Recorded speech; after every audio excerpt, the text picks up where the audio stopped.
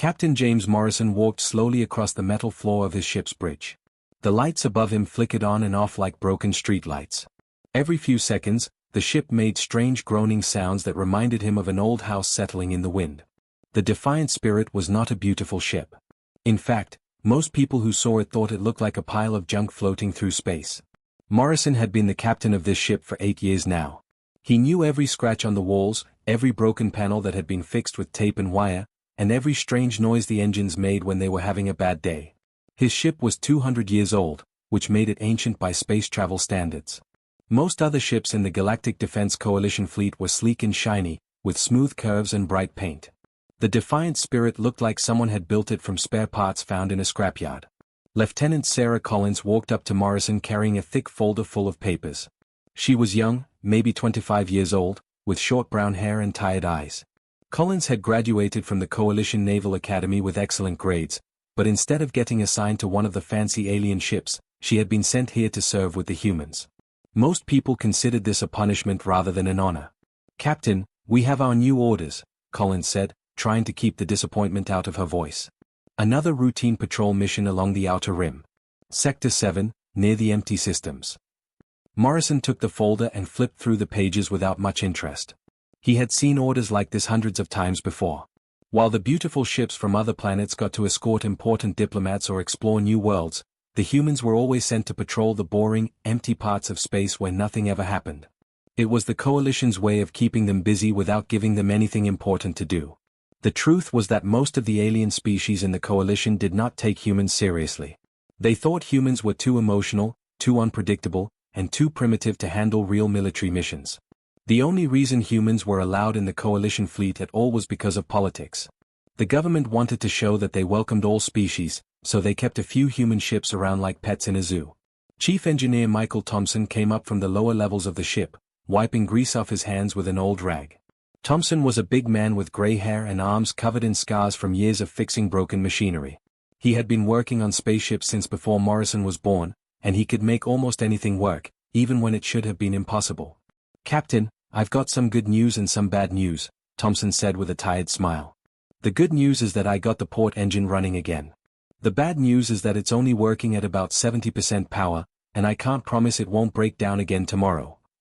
Morrison nodded. This was normal for the Defiant Spirit. Something was always broken, always being fixed, or always about to break. The ship had been patched and repaired so many times that half of its parts came from other ships. The hull was covered with metal plates of different colors, welded on whenever they found holes. The weapon systems were so old that spare parts had to be specially made because the manufacturers had stopped making them decades ago. But despite all its problems, the ship kept flying. Morrison's crew of 200 men and women had learned to work miracles with broken equipment. They were not the elite graduates that served on alien vessels.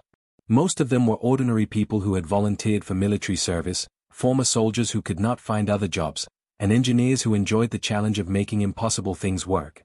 The alien ships in the Coalition fleet were marvels of advanced technology.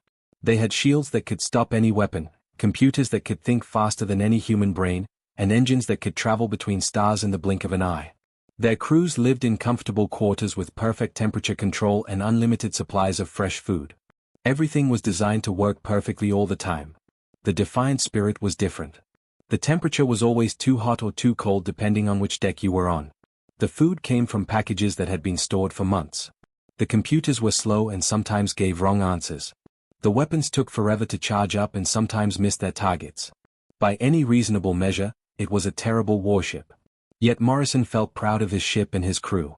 They had learned something that the aliens with their perfect technology had forgotten: how to make things work when they should not work at all. When the fancy ships broke down, they had to return to base for repairs. When the Defiant Spirit broke down, Chief Thompson and his team found a way to fix it with whatever materials they had on hand. As Morrison prepared to give the order to leave the space station and begin their patrol, he had no idea that this routine mission would be anything but routine. He did not know that in just 3 days, distress calls would start reaching them from across Coalition space. He did not know that an enormous enemy fleet was already moving through the darkness, destroying everything in its path. All he knew was that once again, his ship and crew were being sent to the least important corner of the galaxy, where they would spend weeks looking at empty space and broken asteroids. It was boring work, but Morrison had learned long ago that boring was often better than the alternative. The Defiant Spirit slowly pulled away from the station, its engines coughing and sputtering like an old car. Other ships at the station were sleek and quiet as they moved through space. Morrison's ship sounded like it was having an argument with itself, but it kept moving forward, just as it always had. Admiral Marcus Blackwood stood in the command center of his massive warship, looking out at the stars through a giant window. His ship, the Stellar Dominance, was 10 times bigger than any human vessel and filled with the most advanced weapons in the galaxy. Behind him, hundreds of officers worked at glowing computer screens, coordinating an attack that would change the course of galactic history forever. Blackwood was tall and thin, with pale skin and cold blue eyes that never showed emotion. He had spent his entire life preparing for this moment. 4 years, the Zephyrian Empire had watched the Galactic Defense Coalition grow stronger, bringing together dozens of alien species under one banner. Now it was time to remind the galaxy who the real masters were. His fleet was a sight to behold. 500 warships moved through space in perfect formation, each one a masterpiece of military engineering. Their hulls were smooth and dark, absorbing light like hungry shadows. Energy shields shimmered around each vessel, powerful enough to deflect the strongest weapons known to science. Inside each ship, artificial intelligence systems calculated millions of possible battle scenarios every second, ensuring that no enemy could surprise them. The Zephyrian weapons were equally impressive. Plasma cannons could melt through the thickest armor plating in seconds. Quantum torpedoes could track their targets across vast distances, making escape impossible. Every ship carried enough firepower to destroy an entire planet, and Blackwood commanded 500 of them. The invasion had begun 3 days ago, and it was proceeding exactly as planned. The Coalition's main battle fleets had been caught completely off guard. Their commanders had grown soft and lazy during the long peace, never expecting anyone to challenge their power. One by one, their defensive positions fell to the unstoppable Zephyrian advance. "Admiral," called out Lieutenant Commander Harrison from his position at the tactical station. "We have destroyed the Coalition base at Proxima 7. All enemy vessels in that system have been eliminated. Our losses remain at 0. Blackwood nodded with satisfaction but showed no emotion on his face. This was exactly what he had expected. Zephyrian technology was simply superior to anything the Coalition could field. Their ships were faster, stronger, and smarter. Their crews were disciplined and efficient, following orders without question or hesitation. "What is our next target?" Blackwood asked. "The mining colonies in the Kepler system, sir. Intelligence reports indicate minimal defenses. We should be able to secure the system within 6 hours." Before Blackwood could respond, another officer interrupted. "Admiral, we have detected a single Coalition vessel approaching our position. Long-range sensors identify it as a human frigate, probably conducting a routine patrol." Blackwood turned to look at the tactical display. A small dot appeared on the screen, representing the enemy ship. Compared to his massive fleet, it looked like a tiny insect flying toward a forest fire. The idea that this single vessel might pose any threat to his armada was almost laughable. "Specifications?" he asked. "The ship appears to be approximately 200 years old, sir. Standard human design with outdated weapons and minimal shielding. Crew complement estimated at 200 personnel. The vessel shows signs of extensive repair work and multiple hull patches." Blackwood had studied human military capabilities extensively during his preparation for this campaign. Human technology was primitive by Zephyrian standards. Their ships were slow and clumsy, built with thick metal plates instead of advanced composite materials. Their weapons took forever to charge and often missed their targets. Their crews were emotional and undisciplined, making decisions based on feelings rather than logic. The Coalition kept humans in their fleet mainly for political reasons. It looked good to have multiple species working together, but everyone knew that the real military power came from the more advanced civilizations. Humans were treated like junior partners, given routine patrol duties and kept away from important missions. "This presents an interesting opportunity," Blackwood mused. "Surround the vessel, but do not destroy it immediately. I want to capture it intact for study. It will make an excellent trophy to present to the Emperor when we return home." His orders were transmitted instantly to the fleet. Within minutes, the human ship found itself completely surrounded by 500 Zephyrian warships. From Blackwood's perspective, it was like watching a mouse wander into a cage full of hungry cats. Aboard the Defiant Spirit, alarms began ringing throughout the ship. Captain Morrison rushed to the bridge, where he found his crew staring in shock at the tactical display. Red dots filled the screen, each one representing an enemy vessel. The computer kept counting, 100, 200, 300, 400, 500 contacts. Lieutenant Sarah Collins looked up from her station with wide eyes. Captain, we're completely surrounded. 500 enemy ships, all showing hostile intent. They're Zephyrian Imperial Navy vessels, sir. The most advanced warships in known space. Morrison felt his heart sink. He had heard stories about Zephyrian technology from Coalition intelligence reports. Their ships were said to be nearly invincible, equipped with weapons that could destroy entire fleets.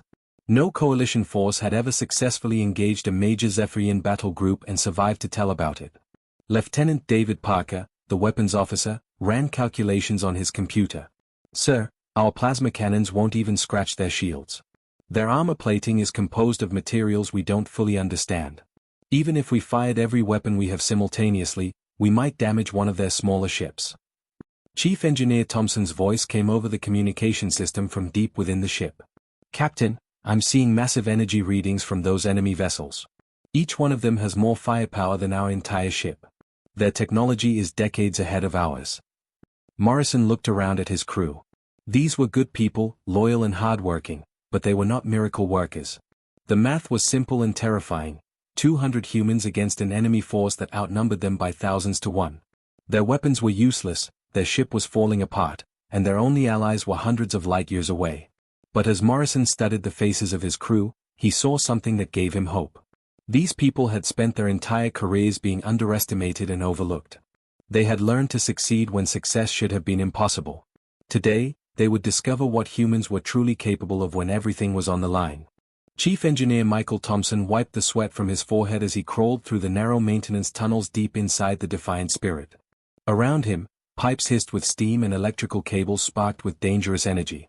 Most people would have been terrified to work in such conditions, but Thompson had spent 40 years learning to make broken things work again. Thompson had started his career working on cargo ships that transported goods between planets. Those ships were old and cheap, always breaking down in the middle of space.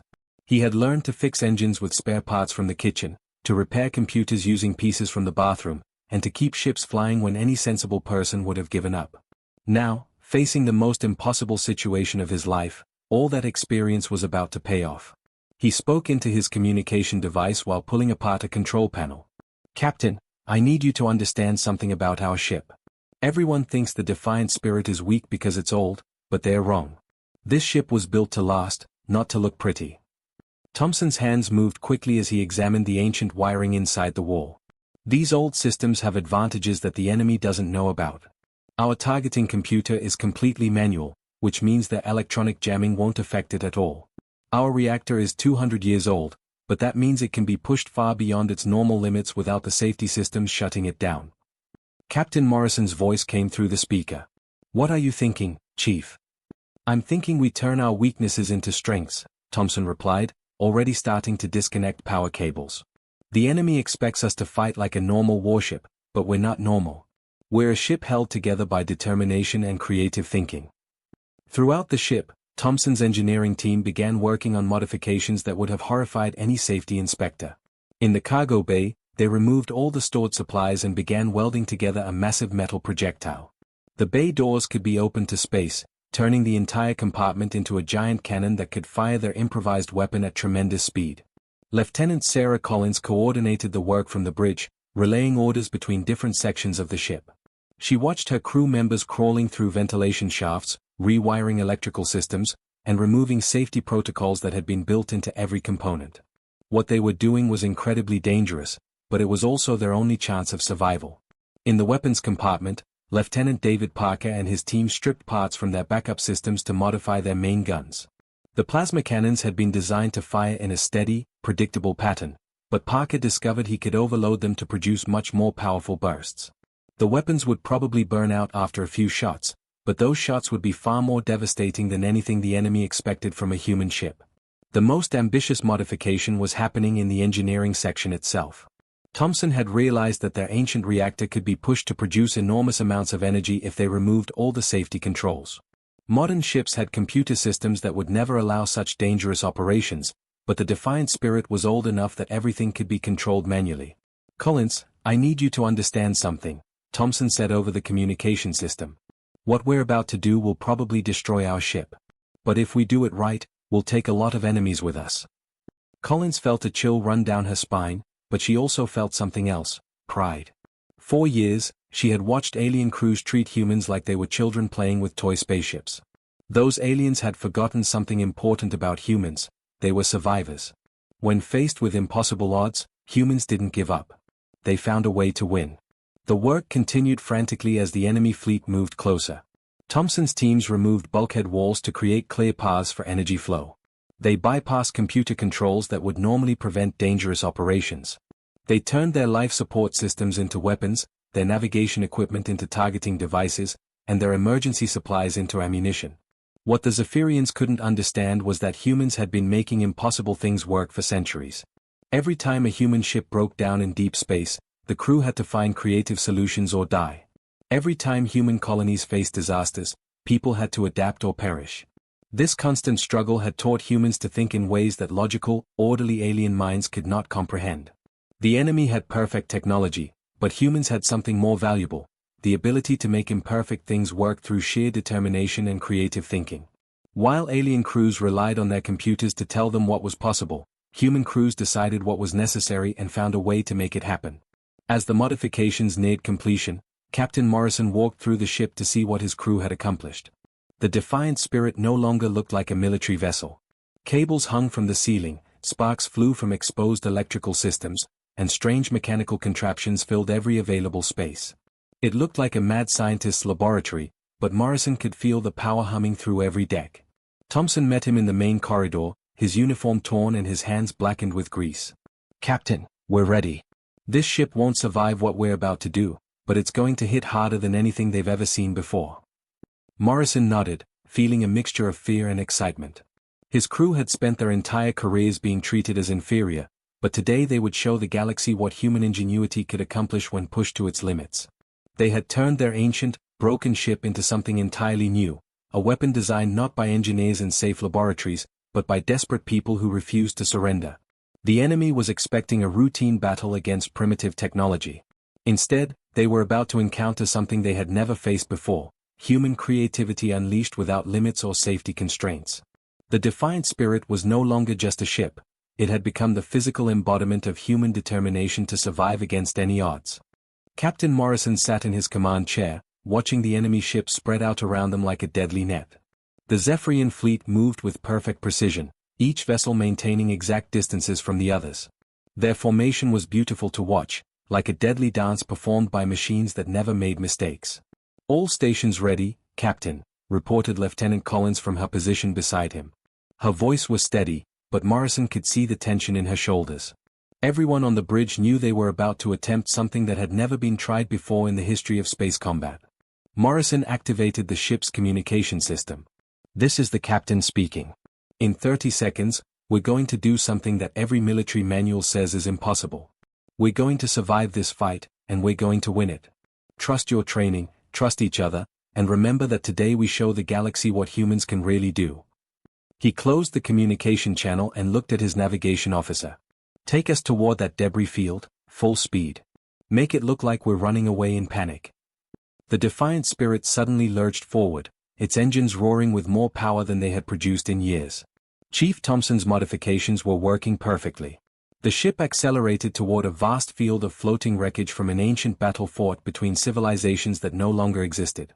Broken pieces of metal, some as large as buildings, drifted through space like a graveyard of forgotten wars. Admiral Blackwood watched the human ship's flight with satisfaction from his command center. "The humans are fleeing toward the debris field. How predictable. Follow them and maintain formation. Do not let them escape into that maze of wreckage." The Zephyrian fleet moved forward like a pack of wolves chasing a wounded deer. Their advanced sensors mapped every piece of debris, their computers calculated optimal pursuit courses, and their weapon systems prepared to fire the moment they had a clear shot. Everything was proceeding exactly as their tactical manuals predicted. But as they entered the debris field, something unexpected happened. The Defiant Spirit suddenly reversed course, spinning around with impossible speed. The ancient human ship moved through the wreckage like it had been designed for this exact environment, weaving between massive chunks of metal that should have crushed it. Lieutenant Parker's fingers danced across his weapons control panel. "Target acquired, Captain. Firing all weapons." The Defiant Spirit's guns erupted with tremendous force. Instead of the weak plasma burst the enemy expected, brilliant streams of energy tore through space. Parker's modifications had turned their outdated weapons into something entirely different. The first shot struck a Zephyrian cruiser directly in its shield generator, causing a chain reaction that lit up the darkness like a small star. Chief Thompson's voice echoed through the ship's communication system. Power levels holding steady, Captain. The reactor is running at 150% capacity. We can maintain this for maybe 10 minutes before everything melts. Morrison smiled grimly. 10 minutes would have to be enough. Collins, take us through Pattern 7. Use the debris as cover and keep us moving. Parker, target their command ships first. We need to disrupt their coordination.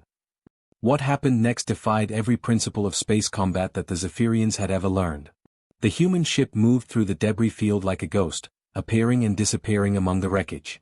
Their weapons fired from impossible angles, striking targets that should have been protected by the formation. The Zephyrian crews found themselves facing tactics they had never encountered before. Their perfect formation became a weakness as human weapons found the precise spots where their shields overlapped ineffectively. Their advanced computer systems, designed to predict logical battle patterns, could not anticipate the chaotic creativity of human desperation. Impossible, Admiral Blackwood muttered as another of his ships exploded in the distance. Their weapons should not be capable of such damage. Their ship should not be able to maneuver like that. His tactical officer looked up from his console with confusion on his face. Sir, the human ship is using the debris field as both camouflage and ammunition. They are somehow accelerating pieces of wreckage and firing them at our vessels like projectiles. This was exactly what Morrison had hoped for. His crew had learned to use their environment in ways the enemy never expected. Chief Thompson had modified their cargo bay to function as a massive railgun, launching chunks of debris at tremendous speed. These improvised projectiles had no electronic signatures for the enemy sensors to detect, making them nearly impossible to defend against. Lieutenant Collins guided the ship through a series of maneuvers that would have been impossible for any vessel with modern safety systems. The Defiant Spirit spun, rolled, and twisted through the debris field, using gravity from larger chunks to slingshot toward new targets. Her navigation was part science, part art, and part pure instinct. The battle raged through the cosmic graveyard as more Zephyrian ships fell to human ingenuity. Each attack revealed new ways the humans had turned their disadvantages into weapons. Their old manual targeting system proved superior to automated computers when faced with truly unpredictable tactics. Their crude weapons, pushed beyond all safe limits, delivered devastating damage that the enemy's perfect defenses could not handle. Admiral Blackwood watched his formation dissolve into chaos as his ships struggled to adapt to human unpredictability. His crews, trained for clean and orderly battles, found themselves completely outmatched by opponents who refused to follow any known rules of engagement. Sir, reported his communications officer, we have lost over 100 ships. The human vessel appears to be using our own formation against us, causing our weapons to target each other when they miss their primary target. Blackwood stared at the tactical display in disbelief. His technologically superior fleet was being destroyed by a single ship that should have been scrap metal decades ago. The humans were not just surviving the impossible, they were turning it into victory through sheer determination and creativity that no computer could simulate or predict. The storm had indeed broken, but not in the way anyone had expected. Captain Morrison stood alone on the bridge of the Defiant Spirit, his hands resting on the control panel that would seal his fate. Around him, emergency lights flashed red and yellow as the ship's systems pushed far beyond their breaking point. Through the main window, he could see the remaining Zephyrian ships clustering together in a desperate defensive formation around their massive command vessel. The battle had raged for nearly 2 hours, and the impossible had happened.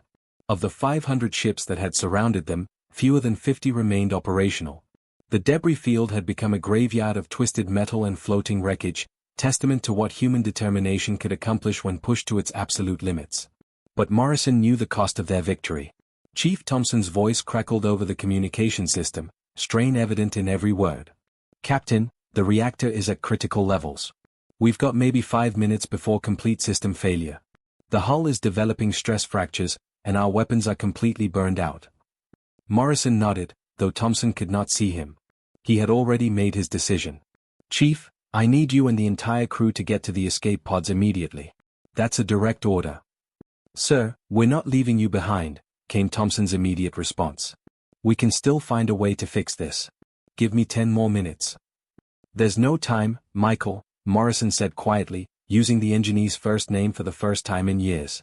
"You've done miracles today, all of you have. But this is something I have to do alone." Throughout the ship, crew members reluctantly made their way to the escape pod stations. Lieutenant Sarah Collins was the last to leave the bridge, stopping at the door to look back at her captain. "Sir, it's been an honor serving with you." Morrison turned to face her, his expression calm despite the chaos around them. "The honor has been mine, Lieutenant. Take care of the crew. Make sure their story gets told." Collins saluted one final time before disappearing down the corridor toward the escape pods. Morrison was now completely alone with his ship, just as he had always imagined he would be at the end. The Defiant Spirit had been his home for 8 years, and together they would write the final chapter of this incredible battle. Admiral Blackwood watched from his command center as small objects began separating from the human ship. His sensors identified them as escape pods, each containing a handful of survivors from the vessel that had destroyed most of his fleet. Part of him felt relieved that the nightmare was finally ending, but another part of him wondered why the human ship was not retreating with its crew. "Admiral," called his tactical officer, "the human vessel is changing course. It appears to be heading directly toward us." Blackwood studied the display with growing concern.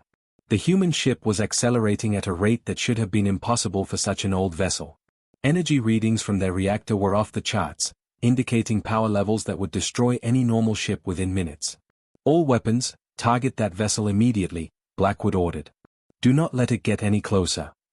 The remaining Zephyrian ships opened fire with everything they had. Plasma beams and quantum torpedoes streaked through space toward the approaching human ship. But the Defiant Spirit seemed to absorb the punishment without slowing down. Its hull glowed with internal energy, and pieces of armor plating fell away like molten rain. Morrison felt the ship shake violently around him as enemy weapons tore into the hull. Control panels exploded in showers of sparks, and the deck beneath his feet grew hot from the overloaded reactor below. But the ship kept moving forward, driven by the last reserves of power that Chief Thompson had coaxed from systems that should have failed hours ago. "Computer, activate communication system," Morrison said, his voice steady despite the destruction around him. The speakers crackled to life, broadcasting on all frequencies so that every ship in the area could hear his words. "This is Captain James Morrison of the Coalition vessel Defiant Spirit. Today you learned something important about humanity. We don't win because we have the best technology. We don't win because we're stronger or smarter than you. We win because we never, ever give up." The human ship continued its deadly approach, now glowing so brightly that it looked like a small star. Morrison could feel the heat from the reactor burning through the deck plates beneath him. He had maybe 30 seconds before the entire ship would tear itself apart from the inside. "You came here thinking humans were weak because our ships are old and our weapons are outdated," Morrison continued, his voice carrying across space to every surviving enemy vessel. "But you forgot something important. Humans have been making impossible things work for thousands of years. We survive because we adapt. We win because we refuse to accept defeat." Admiral Blackwood realized what was happening just seconds before impact. The human captain was turning his entire ship into a weapon, using the overloaded reactor as the largest bomb ever created. There was no time to escape, no time to raise additional shields, no time to do anything except watch death approaching at incredible speed. "Today, one old human ship proved something that the galaxy will never forget," Morrison said as the Defiant Spirit closed the final distance to its target. "We may not have the best technology, but we have something more valuable. We have the courage to do what must be done, no matter the cost." The collision between the Defiant Spirit and the Zephyrian flagship created an explosion that could be seen from neighboring star systems. The overloaded reactor released energy equivalent to a small nuclear weapon, triggering a chain reaction that consumed the remaining enemy fleet in brilliant fire. When Coalition rescue ships arrived 3 days later, they found the escape pods floating safely among a vast field of debris. The crew of the Defiant Spirit had survived to tell their incredible story, but their ship and their captain had become legend. The battle of the debris field changed everything. Never again would anyone underestimate human determination, creativity, or the willingness to sacrifice everything for victory against impossible odds.